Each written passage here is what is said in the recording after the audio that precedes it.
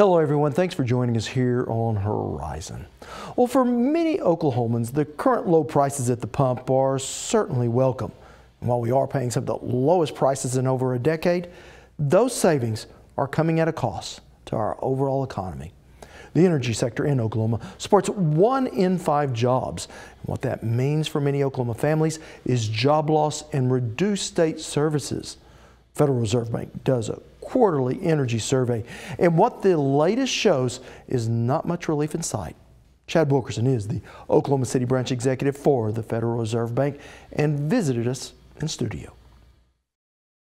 So Chad, what should we glean from the Fed's third quarter energy survey?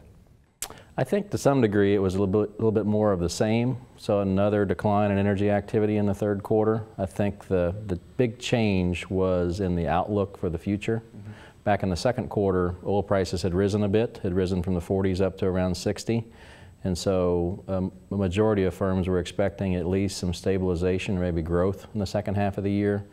And that, for the most part, went away in the third quarter. And now firms are expecting further declines heading forward, related to the change in the oil price outlook. So how has and how could this affect the job outlook? I think it's probably not a great thing for the job outlook. Energy jobs have already fallen considerably this year, and that has spilled over to the overall state employment picture. So employment in Oklahoma has been falling since February, and now is about 0.5% below its peak.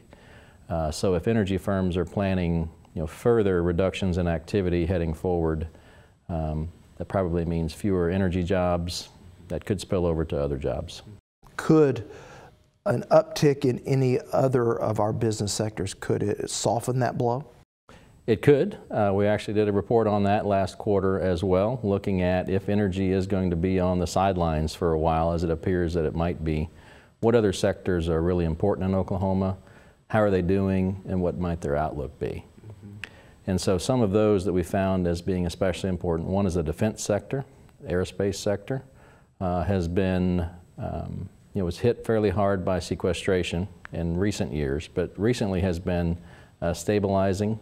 The aerospace sector has been helped by the move of some Boeing jobs to Oklahoma City around Tinker. So that sector has been at least stable. Other important sectors that have been doing, that are important, are healthcare. Has continued to add jobs throughout the state. That's been probably the biggest jobs adder, and that's, I think, to be expected as the population continues to age. There's more demand for healthcare services. And then another sector that's important in the state, more important than it used to be, is tourism.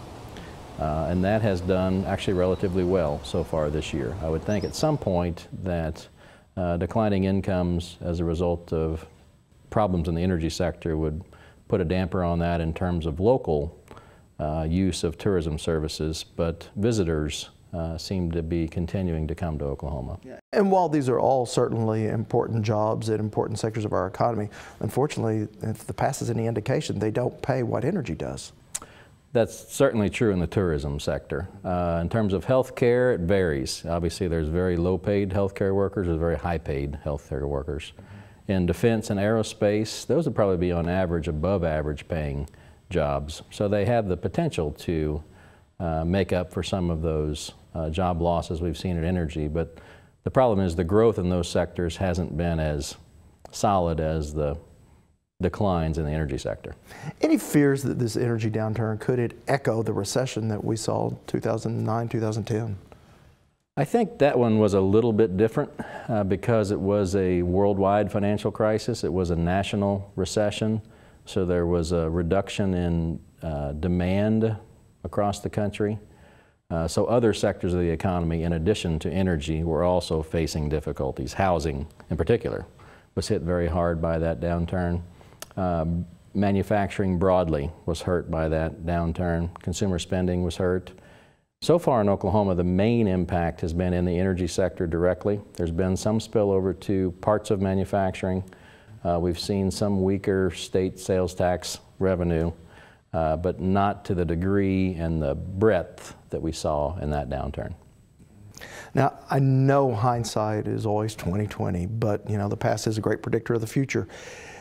From an economic standpoint, is there anything that we could be doing better because inevitably we're going to see this again? I think we've actually done a better job in recent years, perhaps than we've done in decades past, in terms of seeking to find sectors or just diversify our economy beyond energy into things like segments of healthcare, defense and aerospace, tourism. The problem is that we have energy resources, so when prices are high, it's generally the highest paying sector. It's going to grow. So even though we wanted to diversify our economy, when energy prices are high and we have energy, that sector is going to become dominant again. But that said, as I mentioned, healthcare has been doing well. We have a bit more of a presence in aerospace and tourism than in the past. At the moment, it's not enough to make up for the size of the declines in the energy sector. But if we didn't have those sectors, if we hadn't focused some attention on those sectors, it could be even worse. All right. Thank you so much, Chad. Chad Wilkerson is the executive of the Oklahoma City branch of the Federal Reserve Bank. Well, with the plunge in Oklahoma's oil and gas income and the resulting gross production tax revenue, Governor Mary Fallin has ordered state agency heads to cut non-essential expenses by 10% for the rest of the fiscal year and for the entirety of 2017. Now, a little later in our show, we'll take a closer look at what that downturn in energy prices could mean for everything from education to our state's roads and bridges. But when we return, a century of shaking.